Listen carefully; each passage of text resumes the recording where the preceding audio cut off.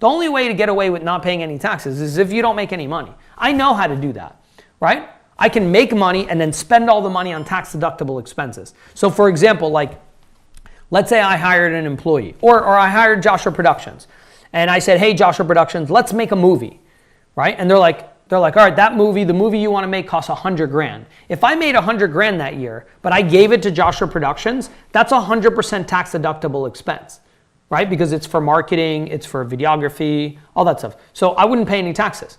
But guess what happens? Then Joshua Productions got that as income. Because in order for me to deduct it, what do I have to do?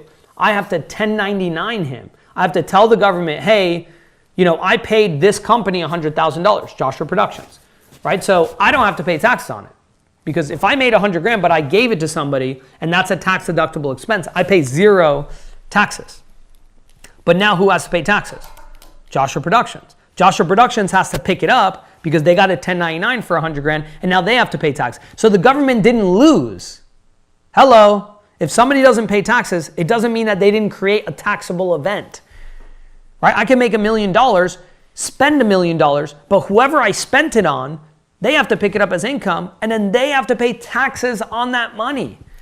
Right? So like all these articles that you see about Amazon making $1 billion or whatever, and then they didn't pay any taxes, that doesn't mean anything because Amazon created an unbelievable amount of taxable events. Because of them, the government's making a lot of money. If they did not exist, and look, if you really think about it, that's the IRS's rules. That's the government. The IRS made those rules. You think it doesn't benefit them? You think the rules doesn't benefit the IRS? Of course it does. They want to incentivize me to hire Joshua Productions. So they say, if you hire Joshua Productions, right, for $100,000, you don't have to pay tax on $100,000. Why would they do that? Because they know if I hire Joshua Productions and I make a movie, right, eventually on that movie, hopefully I'll make money. If I make $1 million on that movie, right, or on the videos and all the marketing that we did, if I make $1 million on that, then I have to pay tax on the $1 million.